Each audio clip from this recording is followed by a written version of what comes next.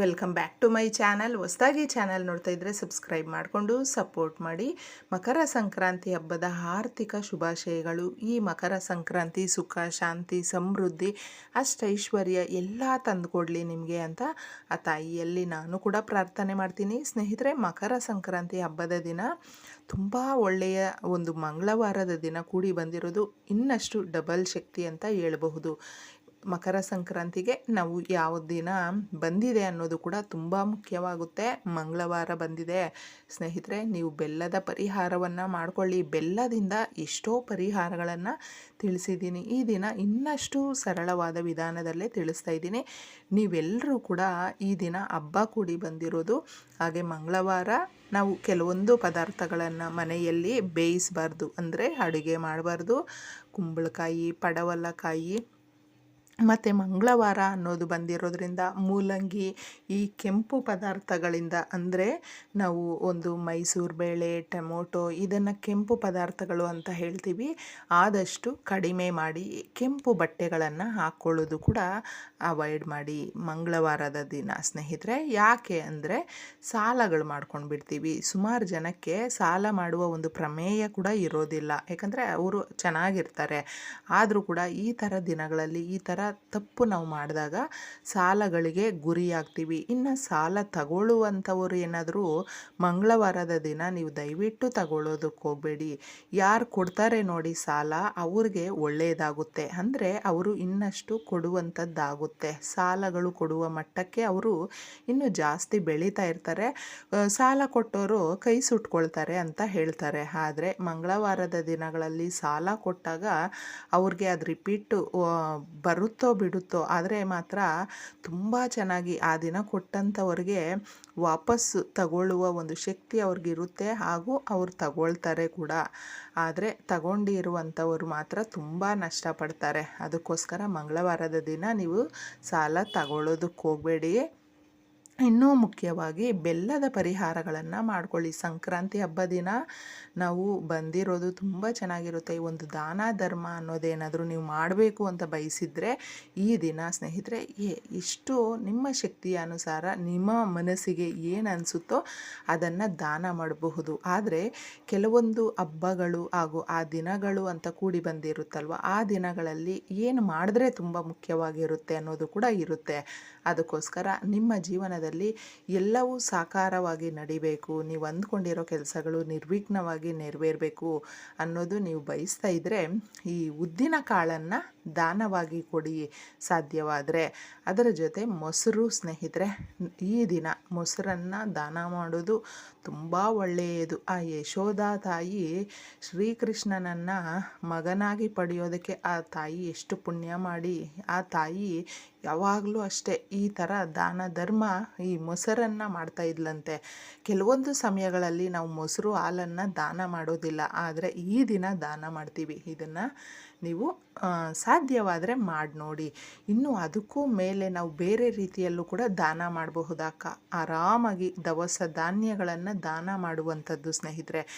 ಸುಗ್ಗಿ ಹಬ್ಬ ಅಂತ ಹೇಳ್ತೀವಿ. ರೈತರು ಬೆಳೆದಂಥ ಬೆಳೆಯನ್ನು ಮನೆ ತುಂಬ ತುಂಬಿಸ್ಕೊಳ್ಳುವಾಗ ಕಾಲು ಭಾಗದಷ್ಟು ಬಡವರಿಗೆ ಕೊಡ್ತಾ ಇದ್ದಂಥ ಕಾಲ ಇತ್ತು. ಈಗ ನಮ್ಮ ಒಂದು ಶಕ್ತಿಯ ಅನುಸಾರ ಎಲ್ಲರೂ ನಿಮಗೇನು ಅನಿಸುತ್ತೋ ಅದನ್ನು ನೀವು ದಾನವಾಗಿ ಕೊಡಿ. ಜೀವನ ಪೂರ್ತಿ ಚೆನ್ನಾಗಿರುತ್ತೆ. ಈ ಹಿಂದಿನ ವರ್ಷದಲ್ಲಿ ನಾವು ಏನು ನಷ್ಟಪಟ್ಟಿರ್ತೀವೋ ಅದು ರಿಪೀಟ್ ಆಗದೇ ಇರಲಿ ನಿಮಗೆ ಅಂತ ಕೂಡ ನಾನು ಈ ರೀತಿಯಲ್ಲಿ ಬಯಸ್ತಾ ಇದ್ದೀನಿ ಸ್ನೇಹಿತರೆ. ಮಂಗಳವಾರ ಎಲ್ಲ ರೀತಿಯಲ್ಲೂ ಕೂಡ ನಿಮ್ಮ ಒಂದು ಪದ್ಧತಿಗನುಗುಣವಾಗಿ ಪೂಜೆ ಎಲ್ಲ ಮಾಡಿಕೊಂಡಾದ ಮೇಲೆ ನಿಮಗೆ ಈ ದಿನ ಯಾವ ಸಮಯದಲ್ಲಿ ಸ್ವಲ್ಪ ಫ್ರೀ ಆಗುತ್ತೋ ನೀವು ಮಾಡಿಕೊಳ್ಳೇಬೇಕು ಅನ್ನೋದಿದ್ದರೆ, ಸಾಲಗಳು ವಿಮುಕ್ತಿ ಹೊಂದೋದಕ್ಕೆ ಸ್ವಲ್ಪ ಜಾಗವನ್ನು, ಎಷ್ಟೋ ಜನ ಬಾಡಿಗೆ ಮನೆಗಳಲ್ಲಿ ಇರ್ತೀವಿ, ಎಷ್ಟೋ ಜನ ಸ್ವಂತವಾಗಿ ಪ್ರಾಪರ್ಟಿ ಮಾಡ್ಕೊಳ್ಬೇಕು, ಈ ಥರ ಒಂದು ಆಸೆ ಅನ್ನೋದು ಇರುತ್ತೆ.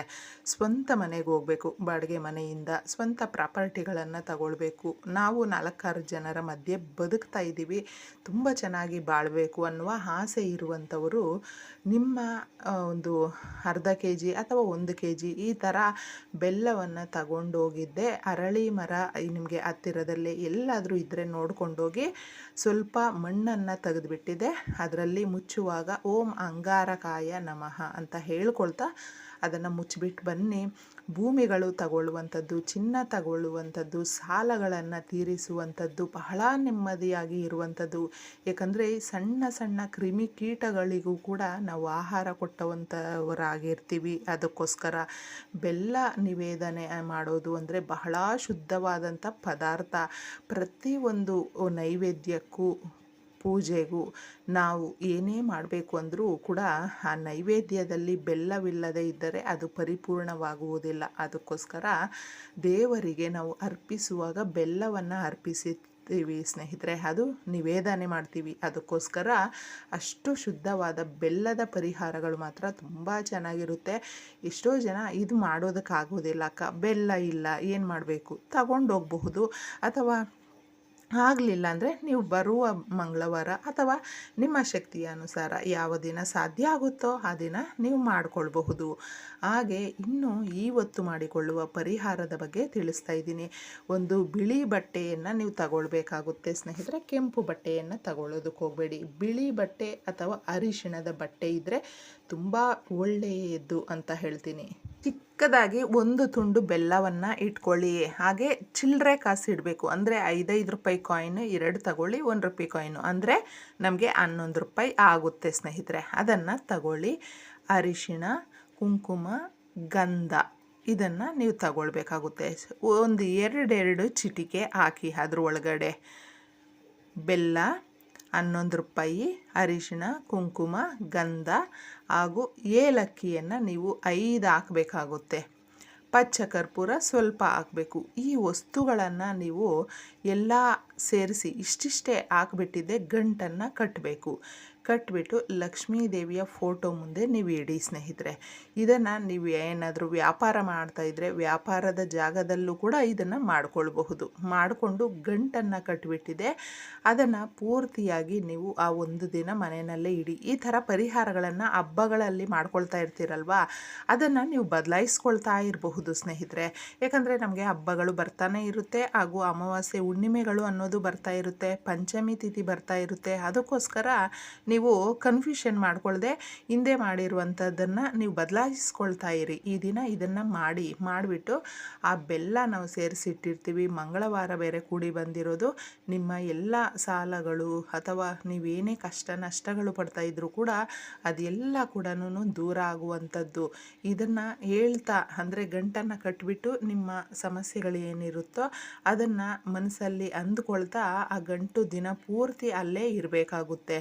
ಮಾರನೇ ದಿನ ನೀವು ತೆಗೆದುಬಿಟ್ಟಿದ್ದು ನಿಮ್ಮ ಬೀರ್ವನಲ್ಲಿ ಇಡಬಹುದು. ಅಥವಾ ಇಲ್ಲ ಪರವಾಗಿಲ್ಲ ಅಂದರೂ ಕೂಡ ನೀವು ಆರಾಮಾಗಿ ದೇವ್ರ ಮನೆಯಲ್ಲೇ ಒಂದು ಕಡೆ ಇಡಬಹುದು. ಯಾಕಂದರೆ ನೀವು ಮತ್ತೆ ಫೋಟೋ ತೊಳೆಯೋದು, ದೇವ್ರ ಮನೆ ಕ್ಲೀನ್ ಮಾಡೋದು ಹಾಗೆಲ್ಲ ಏನು ಮಾಡಬೇಕು ಅಂತ ಕೂಡ ನಿಮಗೆ ಒಂದು ಪ್ರಶ್ನೆ ಬರುತ್ತೆ. ಅದನ್ನು ಎಲ್ಲ ನಾವು ಹೊರಗಡೆ ಇಡ್ತೀವಲ್ವ ಆ ಥರ ಇಟ್ಟು ಮತ್ತೆ ನೀವು ಆ ಜಾಗಕ್ಕೆ ಸೇರಿಸಬಹುದು. ಈ ಥರ ದಿನಗಳಲ್ಲಿ ನೀವು ಬದಲಾವಣೆ ಮಾಡ್ಕೊಳ್ಳಿ. ತುಂಬ ಚೆನ್ನಾಗಿರುವಂಥ ಪರಿಹಾರ ಸ್ನೇಹಿತರೆ. ಇದನ್ನು ಮಿಸ್ ಮಾಡ್ಕೊಳ್ಳೋದಕ್ಕೆ ಹೋಗಬೇಡಿ. ಮಕರ ಸಂಕ್ರಾಂತಿ ಹಬ್ಬದ ದಿನ ಎಲ್ರಿಗೂ ಒಳ್ಳೆಯದಾಗಲಿ. ಮಾಡ್ಕೊಂಡು ನೋಡಿ. ಧನ್ಯವಾದಗಳು.